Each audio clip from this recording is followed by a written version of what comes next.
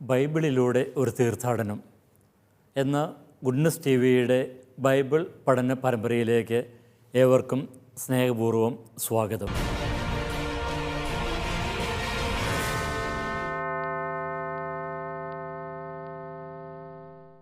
വെളിപാട് ഗ്രന്ഥത്തിലെ 7-ാമത്തെ അധ്യായമാണ് നാം വിചിന്തനത്തിനും ധ്യാനത്തിനുമായി നാം തുറക്കുന്നത്.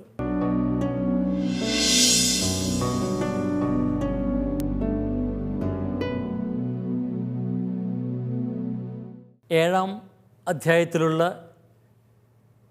ആശയങ്ങൾ നമ്മൾ കഴിഞ്ഞ ക്ലാസ്സിൽ കണ്ടു. ആർക്കാണ് നിൽക്കുവാൻ സാധിക്കുന്നത് എന്നുള്ള ചോദ്യത്തിനുള്ള ഉത്തരമാണ് നാം ഇവിടെ കാണുക. 144,000 പേര് വെളുത്ത വസ്ത്രം ധരിച്ചവർ ദൈവസന്നിധിയിൽ ആയിരിക്കുന്നതിനെക്കുറിച്ച് ആണ് ഇവിടെ യോഹന്നാൻ പറയുന്നത്. ഇവരെക്കുറിച്ചുള്ള ആ വിവരണങ്ങൾ കഴിഞ്ഞ ക്ലാസ്സിൽ നമ്മൾ കണ്ടു. ആരാണ് ഈ വെളുത്ത വസ്ത്രം ധരിച്ചവർ?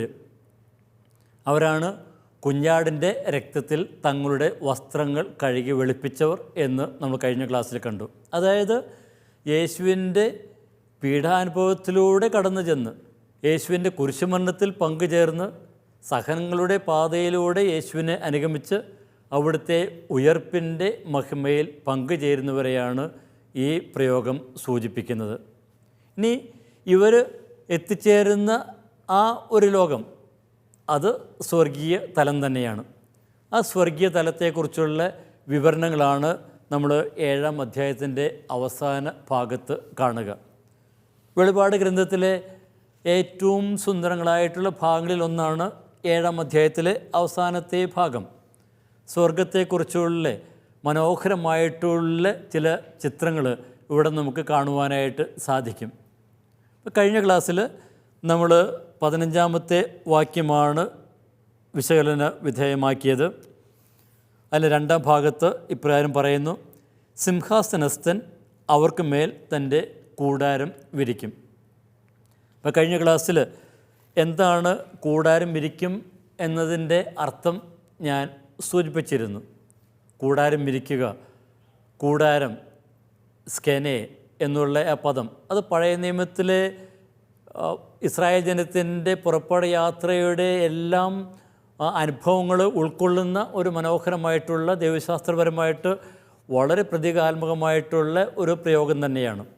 അപ്പോൾ ദൈവം ഇസ്രായേൽ ജനത്തിൻ്റെ കൂടെ ആ പുറപ്പാട് യാത്രയിൽ കൂടെ ഉണ്ടായിരുന്നതിനെ സൂചിപ്പിക്കുന്നതാണ് ഈ കൂടാരം. അവരുടെ ഇടയിൽ കൂടാരം അടിച്ചു, അവരുടെ ഇടയിൽ വസിച്ചു എന്നാണ് ഇത് സൂചിപ്പിക്കുന്നത്. അപ്പോൾ ആദ്യം ദൈവത്തിൻ്റെ സാന്നിധ്യം അവർ അനുഭവിച്ചറിയുന്നത് ഈ കൂടാരങ്ങളിലാണ്. പിന്നീട് ഈ വാഗ്ദാന പേടകമൊക്കെ അതിന് സ്ഥിരമായിട്ട് ആയിരിക്കുവാനായിട്ട് സോളമൻ ദേവാലയം പണിയുന്നു.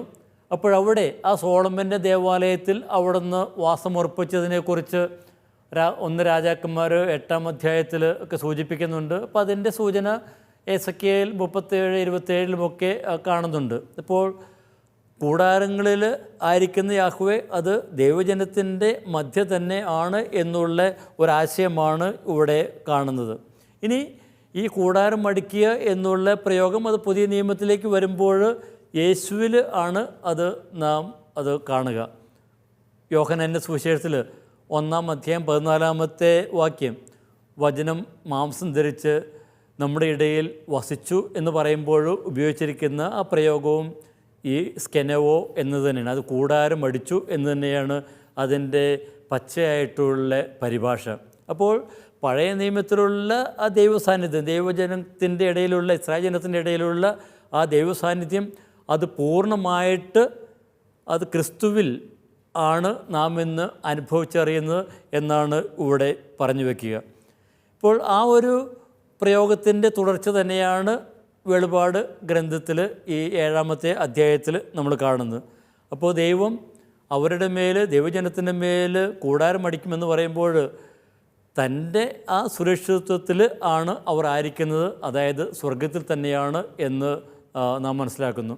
പിന്നെ സ്കെനവോ എന്ന് പറയുന്ന പദം വീണ്ടും വെളിപാട് ഗ്രന്ഥത്തിൽ നമ്മൾ കാണുന്നുണ്ട്. വെളിപാട് 12-ാം അധ്യായത്തിൽ 12-ാമത്തെ വാക്യത്തിൽ അവർ സ്വർഗത്തിൽ വസിക്കുന്നു എന്ന് പറയുമ്പോഴും ഉപയോഗിക്കുന്ന പദം അത് തന്നെയാണ്. പിന്നെ അതുപോലെ തന്നെ വെളിപാട് 13:6-ലും 21:3-ലുമൊക്കെ ദൈവം അവരിലും അവർ ദൈവത്തിലുമൊക്കെ വസിക്കുന്നു എന്ന് പറയുമ്പോഴും ഉപയോഗിക്കുന്ന പദം ഇത് തന്നെയാണ്. അപ്പോൾ ദൈവത്തിൻ്റെ സാന്നിധ്യത്തിലായിരിക്കുക, അതായത് സ്വർഗത്തിൽ തന്നെ ആയിരിക്കുക എന്നാണ് ഇതുകൊണ്ട് അർത്ഥമാക്കുന്നത്. ഇനി ഇതിനെക്കുറിച്ച് കൂടുതൽ കാര്യങ്ങൾ അടുത്ത വാക്യത്തിൽ യോഹന്നാൻ പറയുന്നു.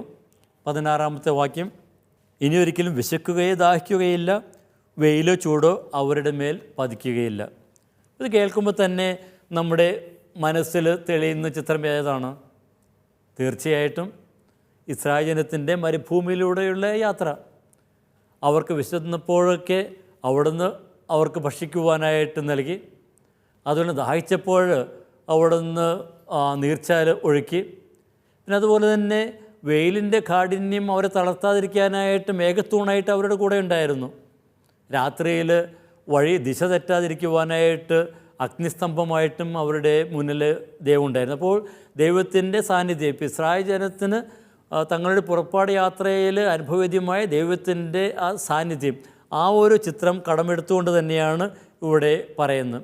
ഇനി ഏശയ്യായുടെ പുസ്തകത്തിൽ 49-ാം അധ്യായത്തിലും ഇതിന് സമാനമായിട്ടുള്ള പ്രയോഗം നമ്മൾ കാണുന്നുണ്ട്. 49:10 ഏശയ്യ 49:10 ഞാനൊന്ന് വായിക്കാം. അവർക്ക് വിശക്കുകയോ ദാഹിക്കുകയോ ഇല്ല, ചൂട് കാറ്റോ വെയിലോ അവരെ തളർത്തുകയില്ല. എന്തുകൊണ്ടെന്നാൽ അവരുടെ മേൽ ദയയുള്ളവൻ അവരെ നയിക്കും, നീർച്ചാലുകൾക്കരികിലൂടെ അവരെ കൊണ്ടുപോകും. അപ്പോൾ യോഹന്നാൻ തൻ്റെ ഈ ദർശന വിവരണത്തിന് അടിസ്ഥാനമായിട്ട് പഴയ നിയമത്തിലുള്ള പല ചിത്രങ്ങളുമൊക്കെ എടുത്തിട്ടുണ്ട്. അപ്പോൾ പ്രവാചക ഗ്രന്ഥങ്ങളിൽ നിന്നുള്ള പല സൂചനകളുമൊക്കെ കാണുവാൻ സാധിക്കും. അപ്പോൾ പ്രവാചകന്മാരൊക്കെ വീണ്ടും വീണ്ടും ആവർത്തിക്കുന്ന ആ ദൈവസാന്നിധ്യത്തെക്കുറിച്ചുള്ള ആ ഒരു പഠനം, അതാണ് യോഹന്നാൻ ഇവിടെ എടുത്തിരിക്കുന്നത്. അപ്പോൾ അവർക്ക് ഒരിക്കലും വിശക്കുകയോ ദാഹിക്കുകയോ ഇല്ല എന്ന് പറയുമ്പോൾ നാം മനസ്സിലാക്കേണ്ടത് എന്താണ്? മനുഷ്യൻ്റെ ആ ആത്യന്തികമായിട്ടുള്ള വിശപ്പും ദാഹവും അത് എന്തിനു വേണ്ടിയിട്ടുള്ളതാണ്? ആർക്ക് വേണ്ടിയുള്ളതാണ്?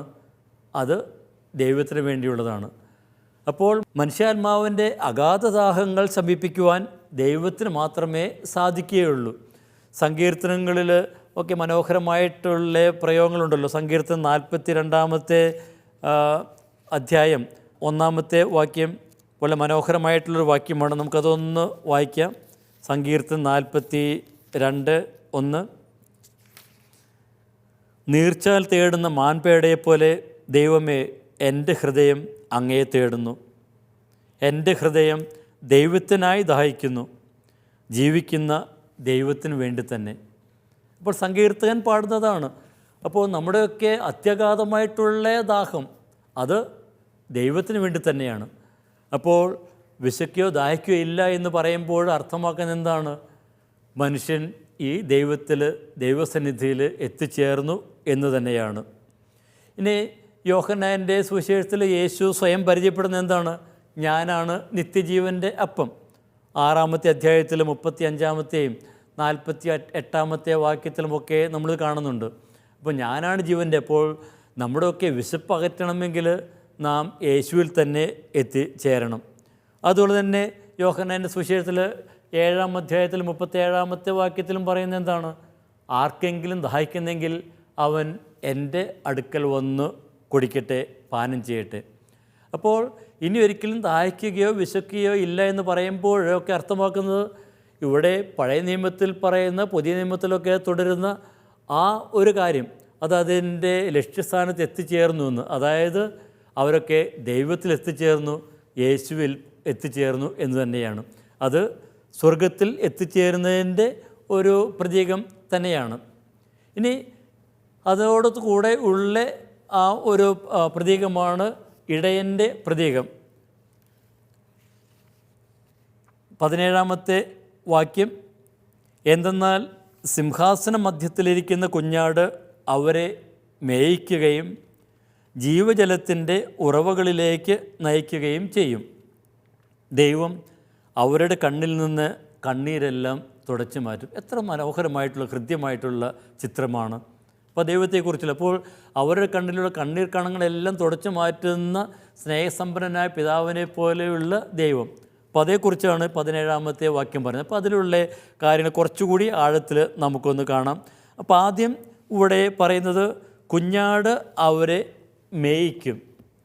മേയ്ക്കുക, ഒരു ഇടയനെ പോലെ ആടുകളെ നയിക്കുക. അപ്പോൾ ഇടയൻ്റെയും അജഗണത്തിൻ്റെയും പ്രതീകം അത് ഇവിടെ മാത്രമല്ല, പഴയ നിയമത്തിലും പുതിയ നിയമത്തിലുമൊക്കെ ഒത്തിരിയേറെ സ്ഥലങ്ങളിൽ കാണുന്ന പ്രതീകം തന്നെയാണ്. അപ്പം നല്ല ഇടയനെക്കുറിച്ചുള്ള സങ്കല്പം അത് പഴയ നിയമത്തിൽ നിന്ന് എടുത്തിരിക്കുന്നതൊക്കെ തന്നെയാണ്. അപ്പോൾ ഇടയനെപ്പോലെ ദൈവം തന്നെ ജനത്തെ എല്ലാം നയിക്കുന്നതിനെക്കുറിച്ചൊക്കെ ഉള്ള സൂചനകൾ നമ്മൾ ഒത്തിരിയേറെ കാണുന്നുണ്ട്. ഉദാഹരണത്തിന് പുറപ്പാട് 34-ാമത്തെ അധ്യായം, ഉൽപ്പത്തി പുസ്തകത്തിൽ 48-ാം അധ്യായം 15-ാമത്തെ വാക്യം, 49-24, അതുപോലെ തന്നെ മിക്കായുടെ പുസ്തകം 7-ാം അധ്യായം 14-ാമത്തെ വാക്യം, സങ്കീർത്തനം 23-ാം അധ്യായം. അത് നമുക്കെല്ലാം മനഃപ്പാഠമായിട്ടുള്ള ഭാഗം തന്നെയാണ്. ഇടയനെക്കുറിച്ചുള്ള ആ ഒരു മനോഹരമായിട്ടുള്ള സങ്കീർത്തനം. അതുപോലെ തന്നെ 80-ാമത്തെ അധ്യായത്തിൽ 1-ാമത്തെ വാക്യം. അപ്പോൾ ദൈവത്തെ നല്ല ഇടയനായിട്ട് ചിത്രീകരിച്ചിരിക്കുന്ന പഴയ നിയമത്തിൽ പലയിടങ്ങളിലും നമുക്ക് കാണുവാനായിട്ടൊക്കെ സാധിക്കും. പിന്നെ അതുപോലെ തന്നെ ദൈവജനത്തെ അജഗണമായിട്ട് ആടുകളായിട്ടാണ് പലപ്പോഴൊക്കെ ചിത്രീകരിക്കുക. സങ്കീർത്തനങ്ങളിലും നമുക്ക് അതിൻ്റെ സൂചനകളൊക്കെ കാണാം. ഉദാഹരണം 74-ാം സങ്കീർത്തനം 1-ാമത്തെ വാക്യം, 79-13. അപ്പോൾ ഇവിടെയൊക്കെ ദൈവജനത്തെ ആടുകളായിട്ട് അജഗണമായിട്ട് ചിത്രീകരിക്കുന്നു. ഇനി യഥാർത്ഥ ഇടയനാരാണ്? അത് ദൈവം തന്നെയാണ്. ഇപ്പോൾ പഴയ നിയമത്തിൽ ഈ ഒരു ചിത്രവും പലപ്പോഴും കാണുന്നുണ്ട്. യഥാർത്ഥ ഇടയൻ, പിന്നെ അതുപോലെ തന്നെ ചിതറിച്ച് കളയുന്ന അല്ലെങ്കിൽ ആടുകളെയൊക്കെ ചിതറിക്കുന്ന ഒരു കാര്യത്തിൽ ശ്രദ്ധയില്ലാത്ത ഇടയന്മാർ. ഇപ്പോൾ ദൈവത്തെയാണ് യഥാർത്ഥ ഇടയനായിട്ട് പഴയ നിയമത്തിൽ പലയിടത്തും ചിത്രീകരിക്കുക. സങ്കീർത്തനം 68:8, ഏശയ്യ 40:11, ജെറമിയ 31:10. അപ്പോൾ ഇവിടെയൊക്കെ യഥാർത്ഥ ഇടയനായ ദൈവത്തെ അവതരിപ്പിക്കുന്ന നമ്മൾ കാണുന്നുണ്ട്. ഇനി ഈ ഇടയൻ്റെ പ്രതീകം എടുത്തുകൊണ്ട് തന്നെ ഇസ്രായേലിലെ നേതാക്കന്മാരെയും ചിത്രീകരിക്കുന്നുണ്ട്. അപ്പോൾ ദൈവത്തെപ്പോലെ ആ ദൈവത്തിൻ്റെ ദൗത്യം അത് നിർവഹിക്കുന്ന നേതാക്കന്മാർ, ഉദാഹരണത്തിന് ജോഷുവ, ദാവീദ് എന്നിവരെയൊക്കെ ഒരു ഇടയദൗത്യം പൂർത്തീകരിക്കുന്ന നേതാക്കളായിട്ടാണ് ചിത്രീകരിച്ചിരിക്കുന്നത്. സംഖ്യയുടെ പുസ്തകത്തിൽ 27-ാം അധ്യായം 16 മുതലുള്ള വാക്യങ്ങൾ നോക്കിയാൽ അത് കാണാം. അതുപോലെ തന്നെ 2 സാമുവേൽ 5:2 വാക്യത്തിലുമൊക്കെ കാണാം. അപ്പോൾ ഇടയൻ്റെ ആ ഒരു ചിത്രം, നല്ല ഇടയൻ്റെ ചിത്രം. ഇനി അതിന് നേർ വിപരീതമായിട്ട് കർത്താവിനെ അന്വേഷിക്കാത്ത ഇടയന്മാരെക്കുറിച്ച് പറയുന്നുണ്ട്. അവിശ്വസ്തരായിട്ടുള്ള ഇടയന്മാർ, അവരൊക്കെ ആരാണ്? ആടുകളൊക്കെ ചിതറിച്ച് കളയുന്ന ഇടയന്മാരാണ്. യോഹന്നാൻ്റെ സുവിശേഷത്തിൽ 10-ാം അധ്യായത്തിൽ ഞാൻ നല്ല ഇടയനാകുന്നെന്ന് പറയുന്നിടത്തും ഈ 2 പ്രതീകങ്ങളുമൊക്കെ കടന്നു വരുന്നുണ്ട്. യേശുവാണ് നല്ല ഇടയൻ, അതുപോലെ തന്നെ ഇവരുടെ കാര്യത്തിൽ യാതൊരു ശ്രദ്ധയുമില്ലാത്ത ഇടയന്മാർ. അത് അന്നത്തെ നേതാക്കന്മാരെ ഉദ്ദേശിച്ച് തന്നെയാണ് അർത്ഥമാക്കുന്നത്. അതുപോലെ തന്നെ ഭാവിയിൽ ഈ എല്ലാ ആടുകളെയും ഒരുമിച്ച് കൂട്ടുന്നതിനെക്കുറിച്ചും എല്ലാവരും ഒരു ഒറ്റ ആട്ടിൻകൂട്ടമായി രൂപാന്തരപ്പെടുകയും ചെയ്യുന്നതിനെക്കുറിച്ച് എസെക്കിയേൽ പ്രവാചകൻ്റെ പുസ്തകത്തിൽ 34-ാമത്തെ അധ്യായത്തിൽ നമ്മൾ കാണുന്നുണ്ട്. 11 മുതൽ 16 വരെയുള്ള വാക്യങ്ങൾ. അതുപോലെ തന്നെ സെഫാനിയ 3:19, മിക്ക 2:12. ഇവിടെയൊക്കെ ആടുകളെയൊക്കെ ഒരുമിച്ച് കൂട്ടുന്ന നല്ല ഇടയൻ്റെ ചിത്രം കാണുവാനായിട്ട് നമുക്കൊക്കെ സാധിക്കും. അപ്പോൾ നല്ല ഇടയൻ, അപ്പോൾ അവരെ മേയ്ക്കുമെന്ന് പറയുമ്പോൾ പഴയ നിയമത്തിലുള്ള ഈ ഒരു പ്രതീക്ഷ, ആ ഒരു ചിത്രം തന്നെയാണ് എടുക്കുന്നത്. അപ്പോൾ ദൈവമാണ് നല്ല ഇടയൻ. ആ ഇടയൻ അവരെയൊക്കെ നയിച്ച് സ്വർഗഭാഗ്യത്തിൽ എത്തിക്കും. ഇനി പുതിയ ബാബിലോൺ വിപ്രവാസത്തിന് ശേഷമാണ് ഈ ഇടയൻ എന്നുള്ള പദം മിശിഹായ്ക്ക് ഉപയോഗിക്കുന്നത്. പിന്നെ ഈ മിശിഹ ഇടയനാണ് എന്നുള്ള ചിത്രമാണ് പുതിയ നിയമത്തിലേക്ക് വരുമ്പോൾ യേശുവിനായിട്ട് ഉപയോഗിക്കുന്നത് നമ്മൾ കാണുന്നത്. അപ്പോൾ പുതിയ നിയമത്തിൽ യേശുവിനെ മാത്രമല്ല ദൈവത്തെയും നല്ല ഇടയനായിട്ട് ചിത്രീകരിക്കുന്നുണ്ട്. ഉദാഹരണം ലൂക്ക 15:3-7 ദൈവത്തെ ഒരു നല്ല ഇടയൻ്റെ രൂപത്തിലാണ് അവതരിപ്പിക്കുക.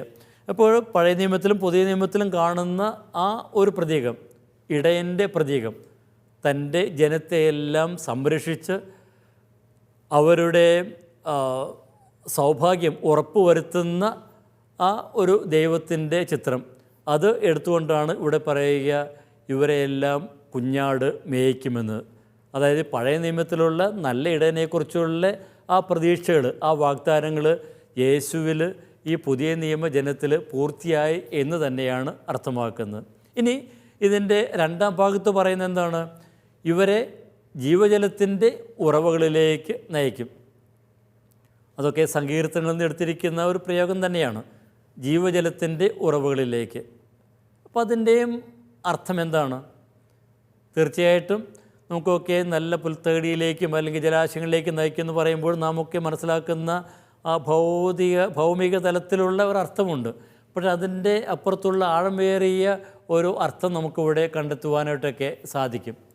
അപ്പോൾ ഈ ജീവജലത്തിൻ്റെ ഉറവ് എന്ന് പറയുമ്പോൾ യഥാർത്ഥത്തിൽ അർത്ഥമാക്കുന്നത് എന്താണ്? ക്രിസ്തുവിൽ നിന്ന് ലഭിക്കുന്ന ദൈവകൃപയാണ് ഇവിടെ സൂചിപ്പിക്കപ്പെടുന്നത്.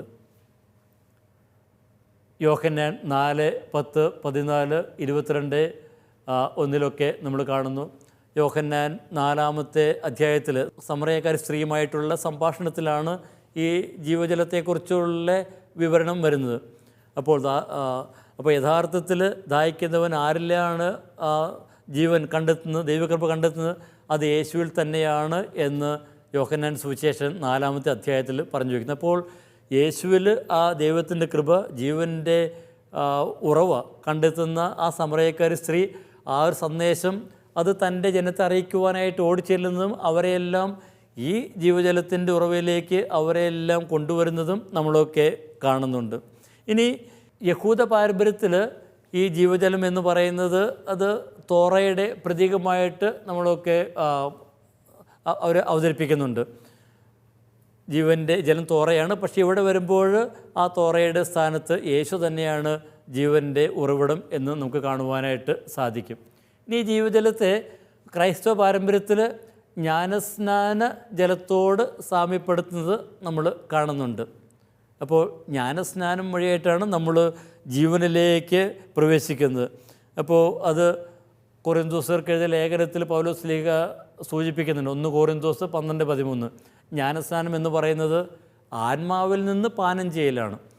അതായത് ആ ജീവനിൽ നിന്ന്, ദൈവിക ജീവനിൽ നിന്ന് പാനം ചെയ്യലാണ് എന്ന് ഇവിടെ സൂചിപ്പിക്കുന്നു. ഇനി ഈ ജീവനെക്കുറിച്ച് പറയുമ്പോൾ 2 വ്യത്യസ്തമായിട്ടുള്ള ആശയങ്ങൾ യോഹന്നാൻ്റെ സുവിശേഷത്തിലും വെളിപാട് ഗ്രന്ഥത്തിലും കാണുവാനായിട്ട് സാധിക്കും. അത് ഇപ്രകാരമാണ്. യോഹന്നാൻ്റെ സുവിശേഷത്തിൽ യേശുവിലുള്ള വിശ്വാസം വഴി ഇപ്പോൾ അനുഭവിച്ചറിയുന്നതാണ് ജീവനെങ്കിൽ ഇവിടെ ഉത്ഥാനത്തിൽ പങ്കുചേരുന്ന വഴി ലഭിക്കുന്നതാണ്. ഇപ്പോൾ 2 വ്യത്യസ്ത ആശയങ്ങൾ എന്നാൽ പരസ്പരം ബന്ധപ്പെട്ടിരിക്കുന്ന ആശയങ്ങൾ തന്നെയാണ്. അപ്പോൾ യേശുവിൽ വിശ്വസിക്കുന്ന വഴിയായിട്ട് അനുഭവിച്ചറിയുന്ന ആ ജീവൻ. ഇനി ഇവിടെ വെളിപാട് ഗ്രന്ഥത്തിലാകുമ്പോഴോ ഇവർ പൂർണ്ണമായിട്ടും യേശുവിലായിരിക്കുമ്പോൾ, ദൈവസന്നിധിയിലായിരിക്കുമ്പോൾ അനുഭവിച്ചറിയുന്ന ആ ഒരു ജീവൻ. അപ്പോൾ ജീവൻ്റെ പൂർണ്ണത യേശുവിൽ വിശ്വസിക്കുമ്പോഴുള്ളത് തീർച്ചയായിട്ടും ആ ജീവനിൽ അവർ പങ്കുചേരുന്നു, എന്നാൽ അതിൻ്റെ പൂർണ്ണത ആയിട്ടില്ല. അപ്പോൾ ആ പൂർണ്ണതയിൽ ആയിരിക്കുന്നതാണ് വെളിപാട് ഗ്രന്ഥത്തിൽ സൂചിപ്പിക്കുന്നത്. ഇനി ഇവിടെ പറയുന്ന ദാഹിക്കുന്നവന് ജീവജലത്തിന് ഉറവയിൽ നിന്ന് സൗജന്യമായി കൊടുക്കുമെന്ന് വെളിപാട് 21-ാം അധ്യായത്തിൽ 6-ാമത്തെ വാക്യത്തിൽ പറയുന്നുണ്ട്. ജീവൻ്റെ ഉറവയിൽ നിന്ന് സൗജന്യമായി നാം കൊടുക്കും. ഇനി അതിന് സമാനമായിട്ടുള്ള വേറൊരു പ്രയോഗമാണ് വെളിപാട് 22-ാം അധ്യായം 7-ാമത്തെ വാക്യം. ദാഹിക്കുന്നവൻ വരട്ടെ, ആഗ്രഹമുള്ളവൻ ജീവൻ്റെ ജലം സമ്മാനമായി സ്വീകരിക്കട്ടെ. അപ്പോൾ ഈ ജീവൻ്റെ ഉറവ അത് സൗജന്യമായിട്ട് നൽകപ്പെടുന്നതാണ്. അത് ദൈവിക കൃപ തന്നെയാണ്. തീർച്ചയായിട്ടും എനിക്ക് ലഭിക്കുന്ന ദൈവകൃപയിൽ നിലനിൽക്കണമെങ്കിൽ ഞാൻ അതിന് അനുസൃതമായിട്ട് ജീവിക്കേണ്ടിയിരിക്കുന്നു. പക്ഷേ ഇത് ആത്യന്തികമായിട്ട് ദൈവം തരുന്ന കൃപയാണ്, സമ്മാനമാണ്. അപ്പോൾ അത് സ്വീകരിക്കുവാനായിട്ട് നാം തയ്യാറാണ്. അപ്പോൾ സ്വർഗമെന്ന് പറയുന്നത് അതിവിടെ വീണ്ടും ഓർമ്മപ്പെടുത്തിയാണ്, നമുക്കൊക്കെ ദൈവം തരുന്ന, വിശ്വസ്തത പുലർത്തുന്നവർക്ക് ദൈവം തരുന്ന സമ്മാനം തന്നെയാണ്. ഇപ്പോൾ ജീവജലത്തിൻ്റെ നദിയെക്കുറിച്ചുള്ള മനോഹരമായിട്ടുള്ള ചിത്രം വെളിപാട് 22-ാം അധ്യായത്തിൽ നമ്മൾ കാണുന്നുണ്ട്. അത് അധ്യായം വരുമ്പോൾ നമ്മൾ കുറച്ചുകൂടി വിശദമായിട്ട് നമ്മളൊക്കെ കാണും.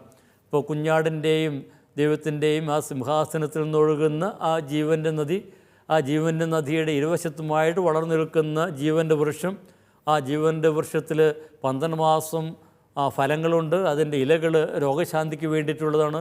അപ്പോൾ ആ ഒരു ജീവൻ്റെ വൃക്ഷത്തെക്കുറിച്ച് നമ്മൾ അത് കഴിഞ്ഞ ആരംഭത്തിലുള്ള പല ക്ലാസ്സുകളും നമ്മളതിനെക്കുറിച്ച് സൂചിപ്പിച്ചായിരുന്നു. അപ്പോൾ ആ ജീവൻ്റെ വൃക്ഷം അത് ഏതാണ് എന്ന് നമ്മൾ അവിടെ കണ്ടിരുന്നു.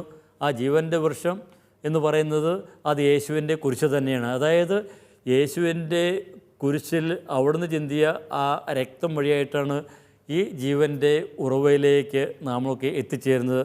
ഈ ഒരു ദൈവിക ദാനത്തിന് നാമൊക്കെ അർഹരായി തീരുന്നത്. അപ്പോൾ ഈ 7-ാമത്തെ അധ്യായത്തിൽ അവസാന ഭാഗത്ത് നമ്മൾ കാണുന്നത് എന്താണ്? അത് സ്വർഗ സൗഭാഗ്യത്തിൻ്റെ ഒരു നേർചിത്രം തന്നെയാണ്. അപ്പോൾ ഇതിൻ്റെ പൂർണ്ണമായിട്ടുള്ള വിവരണം നമ്മൾ 21, 22 അധ്യായങ്ങളിൽ കാണും. അപ്പോൾ അതിൻ്റെ ഒരു മുൻ ചിത്രം എന്ന വിധത്തിലാണ് 7-ാമത്തെ അധ്യായത്തിൽ കൊടുത്തിരിക്കുന്നത്. അപ്പോൾ ഇതിൻ്റെ പ്രസക്തി എന്തെന്ന് നമുക്കൊന്ന് കാണാം. 6-ാമത്തെ അധ്യായത്തിൽ നമ്മൾ 6 മുദ്രകൾ തുറക്കുന്നതിനെക്കുറിച്ച് പറഞ്ഞിരുന്നു. അതായത് ഈ ലോകത്ത് ഭൗമിക തലത്തിൽ നടക്കുന്ന കാര്യങ്ങളാണ് നാമൊക്കെ അവിടെ കണ്ടത്. യേശുവിൻ്റെ ഉദ്ധാരത്തിൻ്റെ ശക്തി ഇവിടെ ഇപ്പോഴുണ്ട്. അവിടുന്ന് എല്ലാ തിന്മകളെയും ഒക്കെ വിജയിച്ചുകൊണ്ടിരിക്കുന്നു. അതിൻ്റെ പശ്ചാത്തലത്തിലാണ് നമ്മുടെ ചുറ്റുമുള്ള തിന്മകളൊക്കെ നമ്മൾ വിലയിരുത്തേണ്ടത് എന്ന് കണ്ടു. പിന്നെ അത് കഴിഞ്ഞ് നമ്മൾ 5-ാമത്തെ മുദ്ര തുറക്കുമ്പോൾ കണ്ടത് എന്താണ്? ഈ യേശുവിനോട് വിശ്വസ്തത പുലർത്തിയതിൻ്റെ ഫലമായിട്ട് കൊല്ലപ്പെട്ടവരുടെ ആത്മാക്കളെ ബലിപീഠത്തിന് കീഴെ കണ്ടു. ഇനി അവർ ചോദിക്കുകയാണ്, ഇനി എത്ര നാൾ, എന്നാണ് ദൈവം തൻ്റെ വിധി പ്രസ്താവിക്കുന്നത് എന്നുള്ള ചോദ്യം. അപ്പം അതിന് ഉത്തരമായിട്ട് അവർക്ക് വെളുത്ത വസ്ത്രം കൊടുക്കുന്നുണ്ട്. പിന്നെ അത് കഴിഞ്ഞ് 6-ാമത്തെ മുദ്ര വരുമ്പോൾ അതിൻ്റെ ഒരു മറുവശമെന്ന രീതിയിൽ ഭൂവാസികളൊക്കെ ദൈവത്തിൻ്റെ ക്രോധത്തിൻ്റെ ഫലമായിട്ട് അവിടുത്തെ സന്നിധിയിൽ നിന്ന് ഒളിച്ചോടാനായിട്ട് തത്രപ്പെടുന്നത് നമ്മൾ കാണുന്നുണ്ട്. അപ്പോൾ അതിൻ്റെയൊക്കെ ആ പശ്ചാത്തലത്തിൽ ആണ് യോഹന്നാൻ സ്വർഗീയമായിട്ടുള്ള ഒരു വീക്ഷണം അവർക്ക് കൊടുക്കുന്നത്. എന്താണ്? ഇതിനെല്ലാം നമ്മൾ കാണേണ്ടതെന്നാണ്, യേശുവിന് വേണ്ടിയിട്ട് വിശ്വസ്ത പുലർത്തുവാനായിട്ട് നാമൊക്കെ വിളിക്കപ്പെട്ടിരിക്കുന്നു. ആ വിശ്വസ്തത പുലർത്തുന്നവർ അത് തങ്ങളുടെ വസ്ത്രങ്ങൾ അവിടുത്തെ രക്തത്തിൽ കഴുകി വെളുപ്പിക്കുകയാണ് ചെയ്യുന്നത്. അപ്പോൾ അതിൻ്റെ ഫലമായിട്ട് നമുക്കൊക്കെ ലഭിക്കുന്ന എന്താണ്? അത് സ്വർഗീയ സൗഭാഗ്യം തന്നെയാണ്. അപ്പോൾ ആരാധന സമൂഹത്തിന് ലഭിക്കുന്ന ഉൾക്കാഴ്ചയാണ് ഇവിടെ നമ്മൾ കാണുന്നത്. അതായത് നമ്മുടെ ചുറ്റും നടക്കുന്ന കാര്യങ്ങൾ എപ്പോൾ സംഭവിക്കും എന്നുള്ള ഒരാശങ്കാഭരിതമായിട്ടുള്ള ഒരു വിവരണമൊന്നുമല്ല നമ്മളിവിടെയൊക്കെ കാണുന്നത്. അതല്ല നമ്മൾ പ്രതീക്ഷിക്കേണ്ടത്. ആരാധന സമൂഹത്തിന് മുന്നിൽ ചുറ്റും നടക്കുന്നവയെക്കുറിച്ചുള്ള വളരെ ആഴമേറിയ ഉൾക്കാഴ്ച, സ്വർഗീയമായിട്ടുള്ള ഒരു ദർശനം. അപ്പോൾ ആ ഒരു ദർശനം ലഭിക്കുമ്പോൾ ആണ് അതനുസരിച്ച് ജീവിക്കുവാനായിട്ട് എന്നുള്ള അവരുടെ സഹനങ്ങളെ, പീഡനങ്ങളെയൊക്കെ അവർക്ക് ഉൾക്കൊള്ളുവാനായിട്ട് ഒക്കെ സാധിക്കുന്നത്. അപ്പോൾ ഇത് തീർച്ചയായിട്ടും ഈ ഒരു വെളിച്ചത്തിലാണ് നമ്മൾ ഇന്നത്തെ ലോകത്തെ നമ്മൾ മനസ്സിലാക്കേണ്ടത്, തിരിച്ചറിയേണ്ടത്. അപ്പോൾ കണ്ണീരെല്ലാം അവിടെ നൊപ്പുമെന്ന് പറയുന്ന ആ മനോഹരമായിട്ടുള്ള ആ ഒരു ചിത്രത്തോടെയാണ് ഈ 7-ാമത്തെ അധ്യായം അവസാനിക്കുന്നത്. അപ്പോൾ ആരാധന സമൂഹത്തോട് പറയുന്നത്, നിങ്ങൾ ഈ വേദനകളിലൂടെ, കഷ്ടതകളിലൂടെയൊക്കെ കടന്നു പോയാലും നിങ്ങൾ ആശങ്കപ്പെടേണ്ടതില്ല, നിങ്ങൾ പരിഭ്രമിക്കേണ്ടതില്ല. കാരണം നിങ്ങളൊക്കെ എത്തിച്ചേരുന്ന എവിടെയാണ്? സ്വർഗത്തിൽ തന്നെയാണ്, ദൈവത്തിൻ്റെ സന്നിധിയിൽ തന്നെയാണ്. അവിടെ പഴയ നിയമത്തിൽ വാഗ്ദാനം ചെയ്യപ്പെട്ടിരിക്കുന്ന ആ നിത്യജീവൻ അത് നിങ്ങൾക്കെല്ലാം സമൃദ്ധിയായിട്ട് ലഭിക്കും. അതിനായിട്ട് ഇവിടെ ഉപയോഗിച്ചിരിക്കുന്ന മനോഹരങ്ങളായിട്ടുള്ള പ്രതീകങ്ങൾ, ഇടയൻ്റെ ചിത്രം, അതുപോലെ തന്നെ നീർച്ചാലിൻ്റെയൊക്കെ ചിത്രം, നിങ്ങൾക്ക് ഒരിക്കലും വിശക്കുകയില്ല, ദാഹിക്കുകയില്ല എന്നുള്ള മനോഹരമായിട്ടുള്ള ആ ഒരു ചിത്രം, അതുപോലെ തന്നെ ആരംഭത്തിൽ കാണുന്ന ആ ഒരു കൂടാരത്തിൻ്റെ ചിത്രം. അപ്പോൾ ദൈവ സാന്നിധ്യത്തിൻ്റെ കൂടാരത്തിലാണ് അവർ വസിക്കുന്നത് എന്ന് ഒക്കെ അവരെ ഓർമ്മപ്പെടുത്തുന്നു. അപ്പോൾ പ്രഭാപൂരിതമായിട്ടുള്ള സ്വർഗീയ ജെറുസലേമിലേക്കുള്ള യാത്രയെക്കുറിച്ചാണ് ഇവിടെ പറയുന്നത്. അപ്പോൾ ഈ ഒരു അധ്യായത്തിൽ, 7-ാമത്തെ അധ്യായത്തിൽ അധ്യായം അവസാനിക്കുന്ന ആ ചോദ്യത്തിൻ്റെ ഉത്തരമാണ് നമ്മൾ കണ്ടെത്തുക. ആർക്കാണ് നിൽക്കാൻ സാധിക്കുന്നത്? മാലാഖമാരെക്കുറിച്ച് നമ്മൾ കണ്ടു. പിന്നെ അതുപോലെ തന്നെ അതിലും പ്രധാനമായിട്ട് വെളുത്ത വസ്ത്രം ധരിച്ച 144,000 പേര്. ആരാണ് അവർ? യേശുവിൻ്റെ ആ പീഡാസഹനത്തിൽ, കുരിശുമരണത്തിൽ പങ്കുചേരുന്നവർ. അപ്പോൾ അതുവഴിയായിട്ടാണ് ഇവർക്ക് നിൽക്കുവാനായിട്ട് സാധിക്കുന്നത്. അപ്പോൾ ആ ഒരു ദൗത്യം ഇനി അതുപോലെ തന്നെ ഞാനൊന്നുകൂടി നേരത്തെ ഓർമ്മപ്പെടുത്തിയിരുന്നു. ഇപ്പോൾ ഈ വെളുത്ത വസ്ത്രം കഴുകി വെളുപ്പിക്കുക എന്ന് പറയുമ്പോൾ അത് വെളുപ്പിക്കുക, അത് ദൈവജനത്തിൻ്റെ ഒരു ഉത്തരവാദിത്വമാണ്. അപ്പോൾ അവർ തങ്ങളുടെ പരിശ്രമം വഴിയായിട്ട് ആ തിന്മകളിൽ നിന്നൊക്കെ അകന്ന് ഈ പീഡനങ്ങളിലും സഹനങ്ങളിലുമൊക്കെ ദൈവത്തോട് വിശ്വസ്തത പുലർത്തി നിൽക്കുമ്പോഴാണ് ദൈവസന്നിധിയിൽ നിൽക്കുവാനായിട്ട് കൊല്ലപ്പെട്ടതോടെ നിൽക്കുന്ന കുഞ്ഞാടിനൊപ്പം നിൽക്കുവാനായിട്ട് സാധിക്കുന്നത്. അപ്പോൾ നമ്മുടെയൊക്കെ ജീവിതത്തിൽ ഈ പീഡനങ്ങളിലും സഹനങ്ങളിലുമൊക്കെ ആ യേശുവിൻ്റെ കുരിശുമരണത്തിൽ പങ്കുചേരുന്നു എന്നുള്ള ആ ഒരു ബോധ്യത്തോടെ, വിശ്വാസത്തോടെ മുന്നേറുവാൻ നമുക്ക് സാധിക്കട്ടെ. അതാണ് ഈ വെളിപാട് നൽകുന്ന സന്ദേശം. നമുക്ക് വീണ്ടും അടുത്ത ക്ലാസ്സിൽ കാണാം. ഈശോ മിശിഹായ്ക്കും സ്തുതിയായിരിക്കട്ടെ.